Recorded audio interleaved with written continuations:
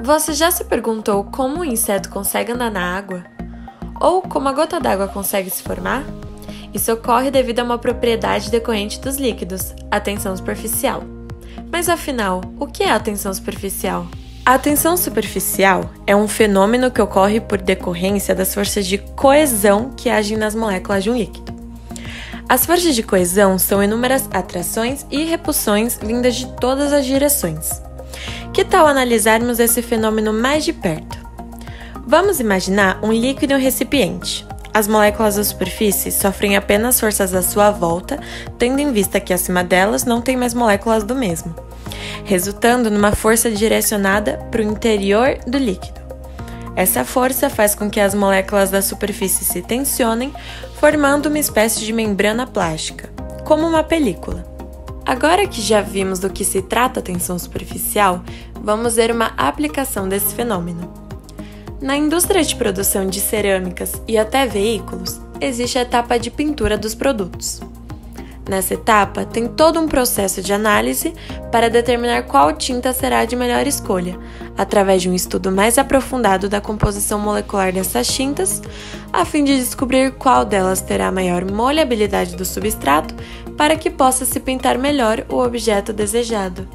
Isso ocorre pois a tinta possui uma tensão superficial consequente das forças intermoleculares de sua composição química. Já o substrato possui forças de adesão, ou seja, forças que irão puxar as moléculas do líquido em direção de sua superfície. Outra informação interessante é pensar que a diminuição da tensão superficial da tinta ajuda na molhabilidade e para isso usamos surfactantes. Essa molécula precisa de tempo até migrar à superfície e isso depende muito do tamanho da sua cadeia. Agora vamos falar da água. Como podemos ver nessa tabela, sua tensão superficial é bem elevada. Isso ocorre pois suas forças de coesão são decorrentes das ligações de hidrogênio. As ligações de hidrogênio são interações moleculares de alta intensidade devido à grande diferença de eletronegatividade entre o hidrogênio, polo positivo, e o oxigênio, polo negativo, que faz com que esses átomos se atraiam formando longas cadeias que não são facilmente quebradas. A partir disso, podemos retomar uma dúvida inicial. Como os insetos conseguem andar na água? Esse fenômeno é possível, pois o peso deles não é suficiente para quebrar essa interação tão intensa. O formato da gota d'água também pode ser explicado por esse fenômeno. O efeito de puxa e empurra faz com que as moléculas interior do líquido se comprimam, enquanto as da superfície irão moldá-las, direcionando uma força para o centro. A tendência é que seja formada uma esfera, pois dessa forma você consegue reduzir a razão entre área e volume. Devemos lembrar que quando as moléculas se atraem, elas tendem a minimizar a área da superfície. Portanto, para aumentar essa área, devemos deslocar moléculas do interior do líquido até a superfície do mesmo. Sendo assim, podemos definir a tensão superficial como a razão entre o trabalho externo necessário para deslocar as moléculas do interior do líquido e a sua área aumentada. Dimensionalmente, pode ser descrita como Newton por metro. O método do anel é uma forma experimental para medir a tensão superficial, que consiste em um anel e uma balança e é baseado na força necessária para separar do líquido um anel de platina em contato com a superfície deste, momento em que supera a tensão superficial.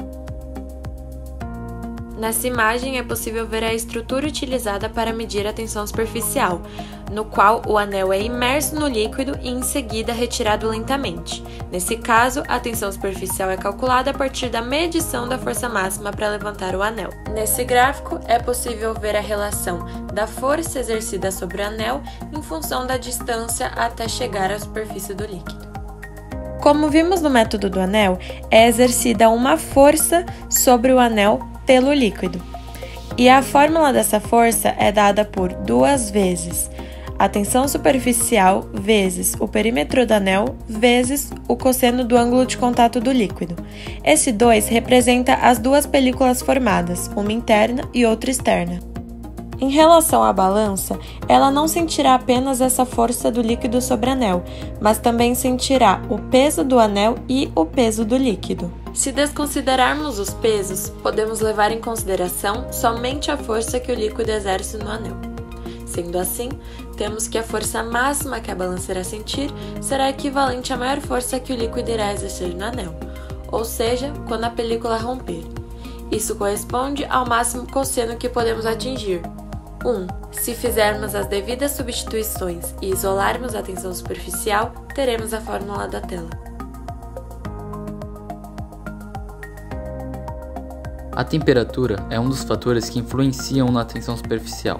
Se houver um aumento da temperatura, consequentemente haverá um aumento da agitação das moléculas. Essa agitação prejudica as forças de atração entre elas, sendo assim, a tensão superficial diminuirá. Já o grau de pureza do líquido está relacionado à quantidade de substâncias dissolvidas nele. A depender da substância e de sua polaridade, a tensão superficial irá variar. Se a substância for polar, ou seja, tiver diferença de eletronegatividade entre seus átomos, ela contribuirá para o aumento das forças de atração entre as moléculas, aumentando a tensão, como o sal de cozinha, NaCl. Mas no caso do detergente, que possui uma parte polar e uma parte apolar, as forças de atração serão interrompidas e haverá um desequilíbrio, diminuindo a tensão superficial. Substâncias como o detergente são conhecidas como tensoativos. Os tensoativos, como visto nessa imagem, são moléculas que possuem duas partes, a parte laranja, representando a parte polar e hidrofílica, que entrará em contato com as moléculas de água e quebrará as ligações de hidrogênio entre elas, e também possui a parte azul, que é a polar e hidrofóbica, que é uma cadeia carbônica, e tem a capacidade de absorver moléculas de água, contribuindo ainda mais para a diminuição da tensão. A interação dos tensoativos está relacionada com o tamanho da cadeia, e essa capacidade de redução da tensão que é responsável pela sua função de ajudar a limpar superfícies, pois eles contribuem para que a água consiga se espalhar mais e penetre de forma mais efetiva em alguns objetos, como vimos no caso da tintura de cerâmicas. Por exemplo, nesse experimento que realizamos, fica claro que ao detergente entrar em contato com a água, a tensão superficial diminui e o objeto que estava apoiado na película afunda. Agora vamos ver essas duas situações. Você sabe a diferença entre uma pessoa boiando na água e um inseto andando sobre ela? A diferença é que, como vimos, o inseto consegue andar sobre a água por conta da tensão superficial, mas a pessoa boiando ocorre devido ao fenômeno denominado empuxo. Enquanto a tensão superficial consiste na atração entre os hidrogênios de uma molécula de água com o oxigênio da molécula vizinha, o empuxo se dá pela diferença de pressão da parte de baixo e da parte de cima do objeto mergulhado em um fluido, se tratando de uma força vertical com sentido para cima. Quando um líquido está dentro de um recipiente, suas moléculas também sofrem forças de adesão, ou seja, elas aderem às paredes do recipiente. Se colocarmos um tubo aberto dentro do líquido, e as forças de adesão das moléculas pela superfície do tubo forem maiores que as forças de coesão entre si, o líquido irá molhar a superfície. Caso as forças de coesão entre as moléculas seja maior que a de adesão, o líquido não molhará o tubo.